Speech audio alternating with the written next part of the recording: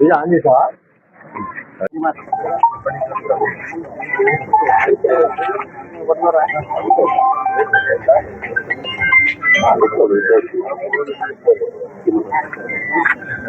Government 3,000 government CM అయిన తర్వాత 6,000 చూద్దాం. దాన్ని ఇంకా ఏం చేయడానికి ఉంది.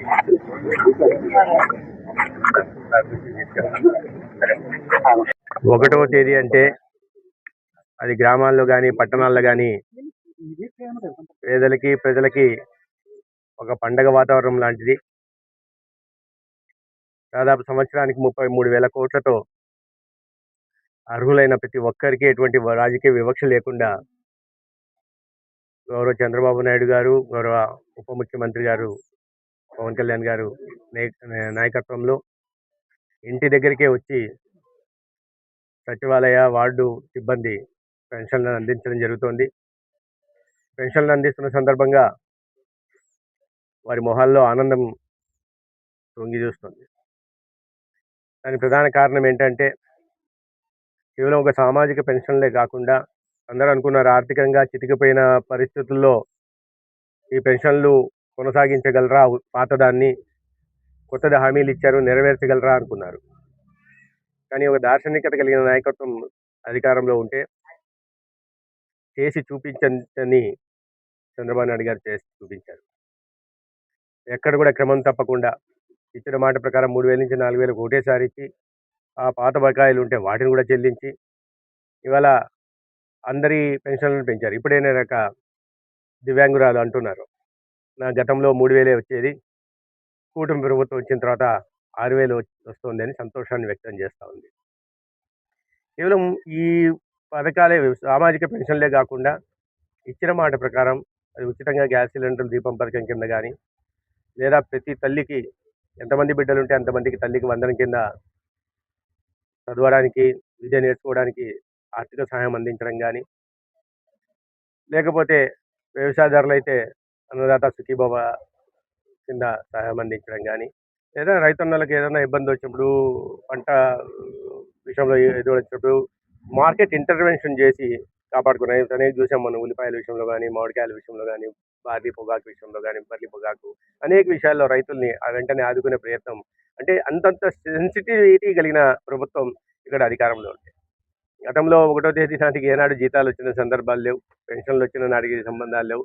1వ తేదీ వచ్చిందంటే ప్రతి నెల 1 ఏప్రిల్ 1 లాగా ఉండేది. ఏది బటన్ నొక్కేవాళ్ళు, నొక్కిన తర్వాత ఆ లబ్ధి ఎవరికి చేరేది కాదు, లబ్ధిదారులకి.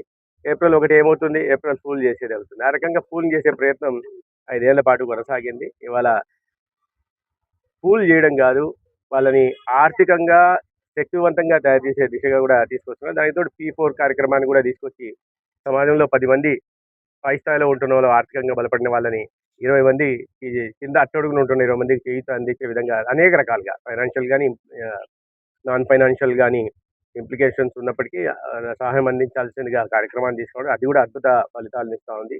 నేను విజయవాడ కృష్ణా జిల్లాకు సంబంధించి చేస్తుంటే 99% మంది ఇవాళ బంగారు కుటుంబాలు ఏమైనా వాటిని గుర్తించడం, వారికి లబ్ధి జరగడం జరుగుతుంది. ఇదే పరిస్థితి రాష్ట్ర వ్యాప్తంగా ఉంది. ఇవాళ ప్రధానంగా ఒక మంచి రోజుగా చెప్పుకోవాలి. ఈ ఒక్కొక్కటి ఇచ్చిన ప్రతి హామీని నెరవేర్చుకుంటూ మళ్ళీ ఆర్థిక పరిస్థితిని గాడిలో పెట్టుకుంటూ మళ్ళీ విధంగా ప్రజల్లో విశ్వాసం కలిగించి, పెట్టుబడిదారుల్లో నమ్మకం కలిగించి, పెద్ద ఎత్తున ఇక్కడ దేశంలో ఏ రాష్ట్రానికి లేని విధంగా పెట్టుబడులను రాష్ట్రానికి ఆకర్షించేస్తూ తద్వారా ఉపాధి అవకాశాలు పెంచడమే కాకుండా ఈ రాష్ట్ర GSDPని పెంచి సంపదను సృష్టించే పని ఒకవైపు జరుగుతోంది. దాంట్లో భాగంగా ఈ సమాజంలో చాలా ముఖ్యమైన, మరి ధర్మవరం ప్రాంతంలో మరీ ముఖ్యమైన సమాజం చేనేత సమాజం. వీళ్ళకి ఇవాళ నుంచి హ్యాండ్లూమ్స్‌కి 200 యూనిట్లు ఉచితంగా అందించే కార్యక్రమాన్ని చేపట్టడం జరిగింది. ప్రధానంగా మన ధర్మవరం ప్రాంతవాసులు దీని ద్వారా లబ్ధి పొందుతారు. తర్వాత తర్వాత ఏదైతే చేనేత పవర్ రూమ్స్‌కి గూడా అదేవిధంగా చేనేత అందిస్తున్న ఆరోగ్య సేవను గూడా మరింత పెంచి అందిద్దామని మా ముఖ్యమంత్రి గారు క్యాబినెట్‌లో గూడా హామీ ఇవ్వడం జరిగింది. ఒక మంచి ప్రభుత్వం వచ్చిందనే భావన మొదట్లో ఉంది. ఆ భావన కొనసాగుతా ఉంది. రోజు రోజున పెరుగుతా ఉంది.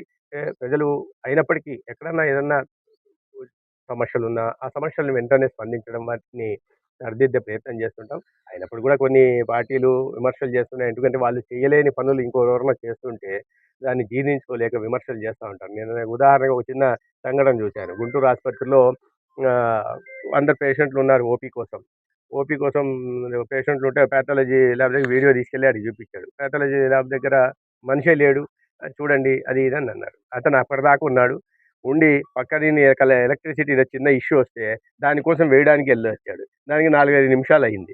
ఆ 4, 5 నిమిషాల్లో వీడియో తీసేది. మళ్ళీ వచ్చి అతను కూర్చున్నాడు. 4, 5 నిమిషాల్లో వీడియో తీశారు. తీసి దీన్ని వైరల్ చేసేది. ఏంటంటే లేనే లేరు ఇంతమంది పేషెంట్లు ఉంటని. అది చెడిపోతే రిపేర్ చేసుకోవడానికి అతను 5 నిమిషాలు తీసుకొని ఉంటాడు. అవన్నీ వీడియోలో రికార్డ్ అయినాయి.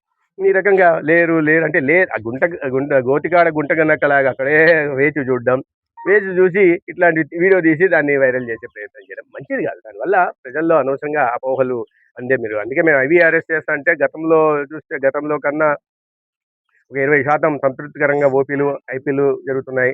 ఎక్కువ సంఖ్యలో ఇవాళ ప్రభుత్వ ఆసుపత్రులకు వస్తున్నారు. ఎందుకు వస్తున్నారు? విశ్వాసం ఉంది కాబట్టి వస్తున్నారు. మందులు అందుబాటులో ఉంటున్నాయి.